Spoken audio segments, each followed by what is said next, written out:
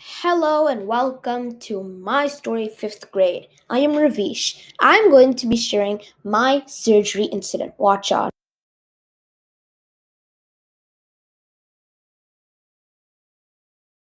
I don't want to go. What if I get hurt? I don't want to get hurt and die. I protested as I was walking towards the car.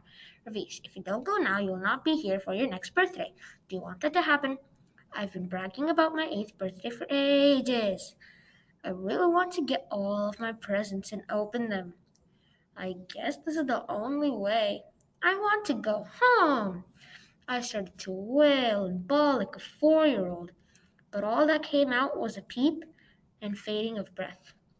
I don't want to go. I don't want to go. I bawled as my dad was driving like a maniac and stopping at random streetlights and stop signs, which made me jerk out of my seat every second. I was yelling and pouting as my mom frantically tried to calm me down as my dad just going faster and faster. Oh no, we're gonna be late, my dad exclaimed like a kid who's late for school. My stomach churned. I started to calm down and slowly breathe when my dad slammed on the brakes and I lurched forward.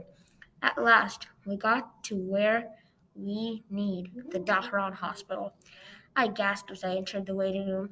There are all sorts of people, and there are people who are constantly moving stretchers and medical equipment. That fact itself made me feel sick. And after a wait that seemed like forever, they called my name.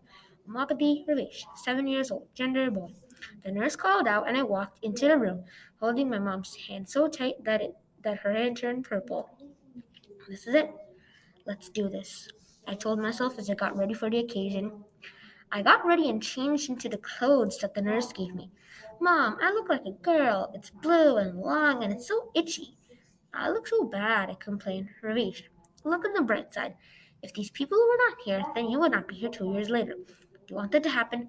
My mom scolded me as I was staring at her like a baby whose lollipop fell out of his hand. Suddenly, my dad came and scooped me up like a toddler and threw me onto the stretcher, and they're rolling it so fast that a pillow fell off the stretcher. And at last, they took me into the surgery room. This is it. Are you ready? My must always, I said. And then I felt my eyelids drooping. What's happening to me? I exclaimed in the softest voice.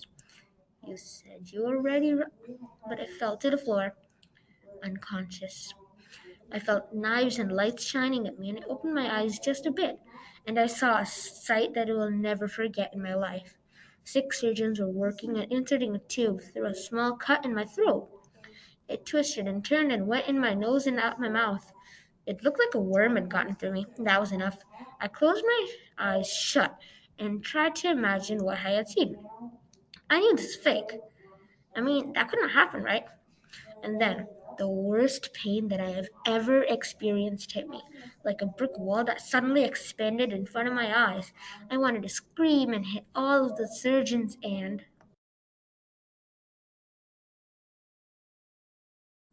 run to my parents and go home and watch my favorite show. But all I felt was the pain fading from my chest, my heartbeat slowing, and my breath stopping. This time, I woke up in a grassland. How? I was in the hospital a minute ago. I think this is a dream. And I woke up. I saw that there were no tubes in my nose and mouth. I felt as free as a bird who had been released from a hunter.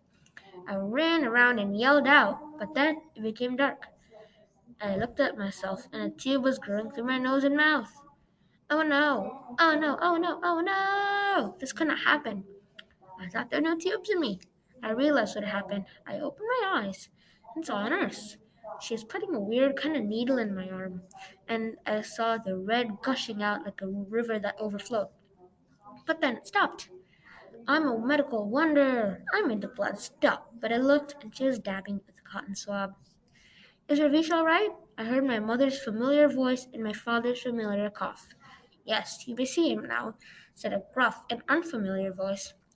Mom, Dad, I wanted to say, but all that came out was a groan and a huge surge of pain. Ah, I wanted to say, but all that came out was in the faintest sound, but that was enough. I heard footsteps as my parents came into my blurry eyesight. Ravish, are you okay? I know you are. Say something, please. My parents asked me in the sweetest voice, but I couldn't say anything. My heart filled with anger, and I said, Why? Why did you do that to me? I said softly, but they could hear. The tension started to build in my voice. You made me faint. I know that. You put something in me. I knew it. My parents exchanged nervous glances, and finally, my dad spoke up. Ravish, when you ate lunch, I put a pill in your water, and that would make you unconscious after a few hours. You fainted because the pill started working, said my dad. Remorse filled in his voice. I understood what he said. I knew what would have happened if I had not drank the pill, and then I would have suffered a lot of pain. I realized that. I told him all that happened in my dream and my tube experience. Ravish, take some rest. You'll feel better, the nurse said, and I closed my eyes and drifted off to sleep.